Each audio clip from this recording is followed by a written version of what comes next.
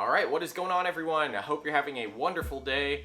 Guys, make sure to join us for our live podcasts on Tuesdays, 7 o'clock Central Time on the Big Bass Dreams YouTube channel. Want to get that out of the way. You know, we've been seeing a lot of growth in that channel. We love collaborating with John Shin, Big Bass Blessings, and then, of course, Big Bass Dreams, where we post the podcast on. So that's super awesome, guys.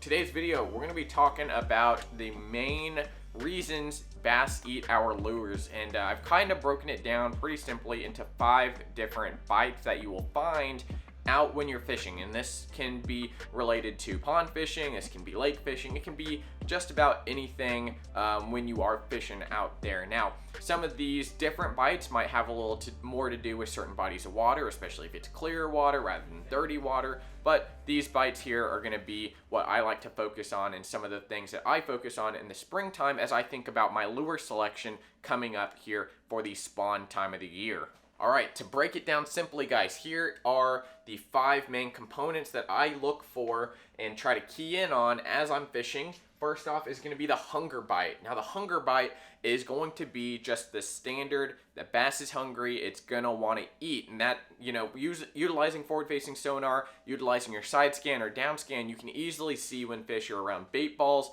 when there's a high population of bass chasing bait, schooling around bait, and just eating all the time. Now, in the spawn, I will focus in on crawfish and bluegill as a primary forage, especially as bass start to move shallower and shallower. Those bluegill will be spawning, and the crawfish will start to come out of their burrows. As you all know, if you are from some of these southern states and love crawfish, guys, that craw bite can be really, really good. And we're going to be talking about some lures over here on how to capture and take advantage of each of these bites here. But let's go ahead and move on to the reaction bite. Now, the reaction bite is one of the most fun ways to get bit. There's lots of different lures out there to create a reaction bite.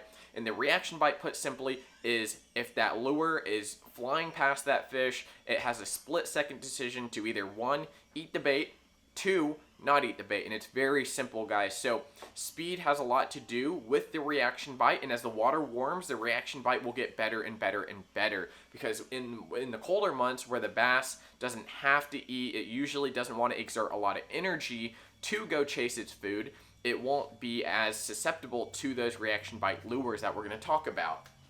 The next up is a curiosity bite.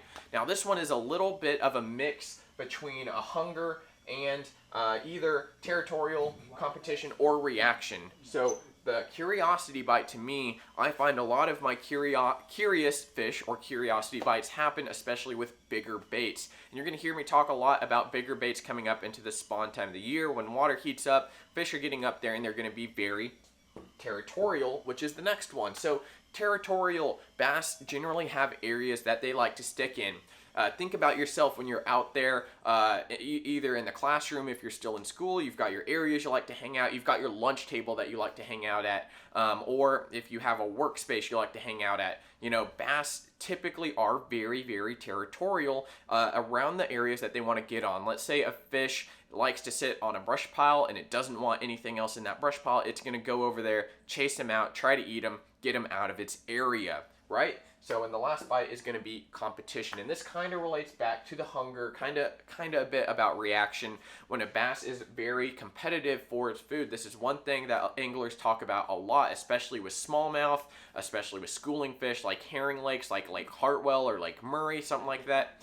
When you get more fish around an area that are all wanting to eat more, it causes a lot more competition, and those fish want to compete with each other to see who can get the lure. Now, I don't know if it's a playful thing or whether it's more of just, hey, I'm going to eat that before you can eat it, but bass definitely do get very, very competitive. And, you know, I do want to kick it off with one of the most versatile lures out there for any body of water, a stream, a pond, a lake, and that is a jerkbait. Now, this covers just about every single bite on this list: a hunger bite, reaction bite, curiosity, territorial, and competition, guys. The jerkbait, that is why anglers last year really keyed in on this bite, and they will key in on this bite at the Lake Fork tournament and tournaments to come, especially in the Bass Pro Tour, Major League Fishing, all your events, people are generally throwing a jerkbait. Now, what's great about a jerkbait is there's so many different ones on the market. There's so many jerkbaits that have different actions, more subtle actions, more instinctual actions, more reaction type ones. But a jerkbait itself can be fished in many different ways: fast, slow, multiple pauses, long pauses, short pauses. And one of the great ones that I really like to fish is, of course, the Megabass Vision 110, a Berkeley Stunna, as well as a Jackall Re-Range. Now, the Vision 110 is a great option for very subtle fish if you want to get them to commit more to a territorial bite or a curiosity bite. You can work that 110 very slow. You can work it very short distances and let it sit there for a longer period of time. Comes out of the box as a very, very slow float, but you can add just a little bit of weight and make it a perfectly suspending bait.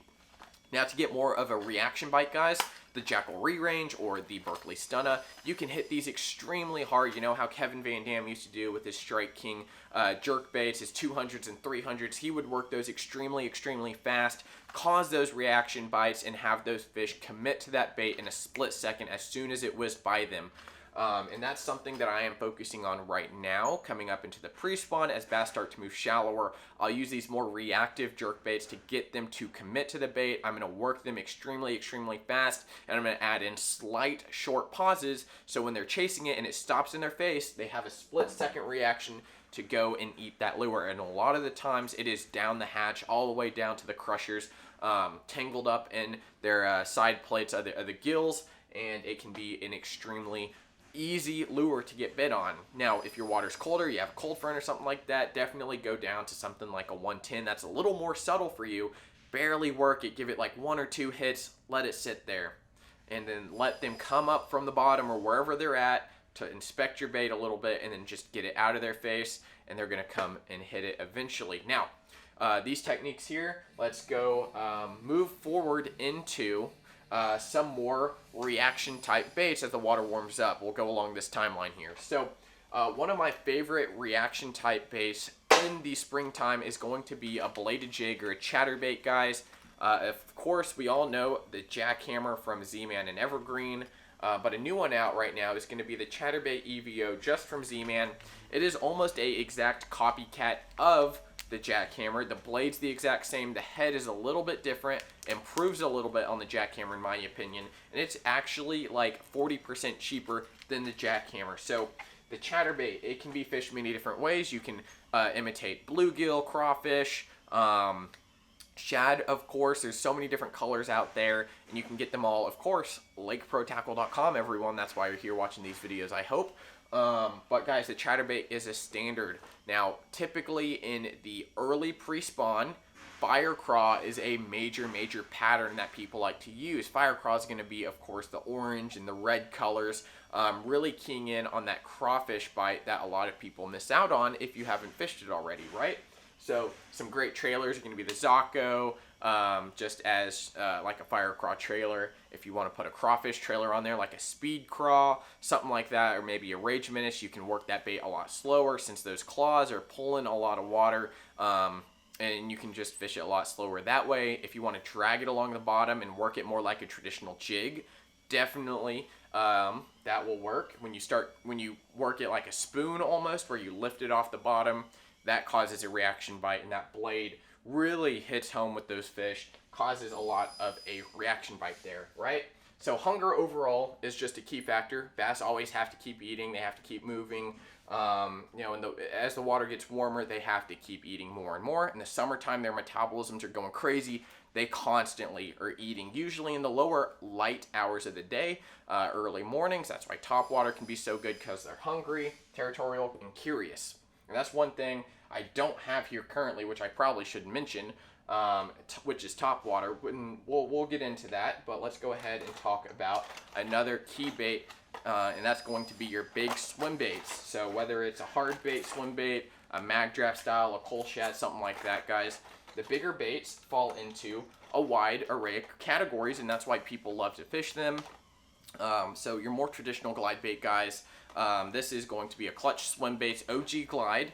It has a much wider, slow glide, and you can work it very easily. Throw it on a Leviathan rod, a Dobbins rod. We've got them both all in stock here at the shop, so check those out. But the OG Glides, guys, so this is a bigger bait, Bass are going to be more curious about it, a little more territorial, because as they get up on beds and around that shallower water, they don't want this bigger competitor in their area competing with them. So it's curious, territorial, and competition.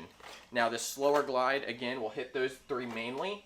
If you get something like the clutch swim bait darter, which darts around very, very erratically, it is going to be more territorial and going to cause more of a reaction bite because it is moving a lot faster. It chops a lot faster, like a KGB Chad Shad. Those are examples of something more in the reaction category of these big baits. Now talking about soft swim baits like this, a mag draft, of course, a 316 Rising Sun, a coal shad, something like this, which is constantly being moved in. You're not really going to let this sit in one place. It's more of a constant retrieve. This is definitely hunger. It's a bigger bait, so it's definitely a bigger meal for those bigger fish, and they don't have to generally exert too much energy to catch up to these guys. And mag draft is pretty slow, and it keys in on the hunger and territorial bites for sure. So the mag draft, anything like this soft swim bait, is extremely effective coming into the pre-spawn. Those whites, the more shad patterns are going to focus on those big gizzards, which will spawn earlier on than your little threadfins and stuff as well. So be on the lookout for big gizzards. Well, that's one thing I've been looking for on my home lakes. I've focused on a lot of smaller threadfin nowadays, and it's starting to shift over to those bigger gizzards, you know, around those 4 to 5 to 6 inch gizzard shad that those really, really big fish are keying in on. And that's something I've had to change in my fishing in this about 2-week time span, right? So another great bait here is going to be a Strike King Red Eye Shad or a Lipless crankbait, something like this, guys. Red Eye Shad, just tried and true, has worked for years and years and years. Another great bait is going to be like a Jackal TN70 as well as a TN60. Now, when you go smaller and smaller and smaller, you get a little more finesse. You have to be a little more surgical with your casts, be a little more surgical with your line choice. But this is almost going to be a pure reaction bait. It is so loud, generally fished a lot faster, constant retrieve, whether you're yo-yoing it off the bottom, guys. This is almost a pure reaction bait here. And I absolutely love these in the later pre-spawn, closer to the spawn time of the year, when those fish generally, if you have grass in your lake, they're going to sit in those weed beds, they're going to sit in those areas and really key in on the little tiny bait fish, the crawfish coming out of their burrows, bluegill. You know, the red really just stands out a lot of the time, and that's it. Really just I think in my mind it gets them really mad at the bait, and I don't actually think so. Scientifically, bass can't see red, but it looks very aggressive to them, essentially, with the red pattern there. So now let's go ahead and talk about some slower moving baits. If you aren't finding that your bass are reacting to a lot of your baits, maybe you've thrown the chatterbait, thrown the lipless, tried jerk baits, and you need to finesse down. You need to find something that you can let sit there, and you know those bass are there and they just aren't reacting. Try these baits out here. You know, first off, guys, a Megabass Sleeper Craw. This guy came out 2 years ago, maybe 3 years ago. The Sleeper Craw is extremely deadly in terms of lifelike approach. This thing is spot on to a crawfish. There's so many different colors, whether it's black and blue, watermelon, green pumpkin, straight red like your fire craws, chili craw colors. There's so many options out there, and you fish this just like a jig, right? And that's going to be another one here. These two are very, very similar. They're going to sit on the bottom and basically sit there waiting to be eaten. This is not my forte of fishing, I'll tell you right now. I hate dragging shaky heads, I hate dragging jigs, I hate dragging big worms. It's just not my style of fishing. I like to get a reaction bite whenever I can, but you cannot deny the effectiveness of flipping a jig, flipping a sleeper craw into those areas around boat docks, around stumps and stuff like that, especially going into the late spawn and post-spawn times when those fish are setting up, being very opportunistic when it comes to their hunger, because they're going to be very hungry right after the spawn. Post-spawn is when they feed up the most. Of course, when you flip a jig on their heads, flip a bait in their areas, it's reaction, territorial, and generally some competition. A lot of the times, if you catch fish in the post-spawn, there's going to be more and more of them around, which leads me to one of the other things here on the little whiteboard, guys. Colder water to warmer water. So your pre-spawn winter time, to your spawn to post spawn, those metabolisms are kicking up. They're going to want to eat as much as they can to get ready for spawn, and once they spawned, they haven't eaten a while, so they're going to be very, very hungry at the end of the post spawn. So fishing, that is why it seems like fishing gets better and better and better as you go through winter to spring to summer months, is because they have to keep eating more and more and more all the way through summer, and then fall time they're going to get real hungry, feed up for winter, and then it's going to start all over again. Of course, spawn time, always competition. Those fish usually group up, depending on their size, into pods of around either 3 to 7 to 10 maybe. You might get on some areas, especially like your herring lakes, where they're going to go in groups of like 15 to 20. Really just depends for your bodies of water. Now, if you've been keeping up with the Bass Pro Tour, keeping up with the Bassmaster Elites guys, they have been throwing a lot of the Damiki rig stuff, a lot of the hover strolling rigs, moping for the Canadians up there. Champ minnow, anything shad like this paired up with the jig head guys. It is extremely effective. It's very finesse. They're utilizing their forward facing sonar to drop it on their heads, drop on the fish's heads, and essentially at that point it is really not so much a hunger bite, not so much a reaction bite because it's slow moving, not moving that much. Curiosity has a lot to do with it. If they aren't curious, probably not going to eat it. Territorial for sure, because when you put a little tiny bait like that in their face, they're going to want to eat it, as well as competition. I watched several anglers talk about how there were multiple fish in the area, and about 2 to 3 to 4 of them would go for their baits, and they would catch them a lot easier than targeting a single fish. Now, one way, if you aren't fishing a major tour and it allows it, guys, an A-rig can be extremely effective out there. Shane's baits are one of my favorite A-rigs, period.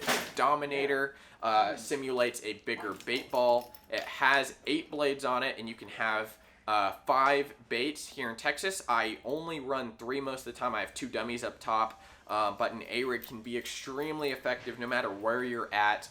Just make sure you follow your state or local guidelines on how many hooks you can have on your A-rig at a time. Like I said, I generally only run 3. Even on this double A-rig that I made with 2 dominators, I only have 5 hooks total, 4 dummies and 8 blades. So the A-rig, it simulates a big ball of bait. So really hits the hunger, really hits reaction, because when you just reel it along, guys, and a fish sees this big giant bait ball going by, that's usually slow moving because I don't put a lot of weight on mine. When it's slow moving, they're hungry, causes a little bit of a reaction. Curious because the blades puts off a lot of light and reflection. Territorial, they can get a little territorial depending on where they're at, especially off a point, if you drag it by a stump or a tree or something like that. And then of course competition, this big bait will draw in a lot of fish just because of the bigger presence of the bait, guys. So those are kind of how I like to break down this pre-spawn into spawn time of the year. These are some of my favorite baits. You know, I love utilizing forward-facing sonar. It's easy for me to go out, find and locate the fish I want to target, and target them with, you know, chatterbaits, lipless crankbaits, jerkbaits, of course, A-rigs, of course, Damikis. And these would go along with something like the jig and the sleeper crawl, guys. A wacky Senko and a drop shot. It's the same principle. You drop it near their areas, what I call transition areas, where they're sitting on a stump, sitting on a dock, waiting to go spawn, or coming back off the spawn, and it can be extremely effective. Be on the lookout for a spawn fishing video when you're fishing for bedfish. It's going to be super awesome. I don't do it a lot, but for those of you who are like shallow fishing and like fishing in the spawn, love looking at them, guys, be on the lookout for that video there. But I hope you enjoyed this video, kind of understood the difference between each of the different bites. Of course, hunger is the main factor for most of the fish. Reaction, curiosity, territorial, and competition all have to do and mix in with what the bass are feeling that day. So I hope you enjoyed, guys. Make sure to leave a like on the video. Comment down below which one of these is your favorite techniques to do, no matter where you're at. Pond fishing, stream fishing, lake fishing, guys. Do me a favor, comment down below. Helps with the algorithm, helps get our videos out there, and I appreciate it, guys. Leave a like on the video. We'll see you next time. Lake Pro Tackle. See you guys.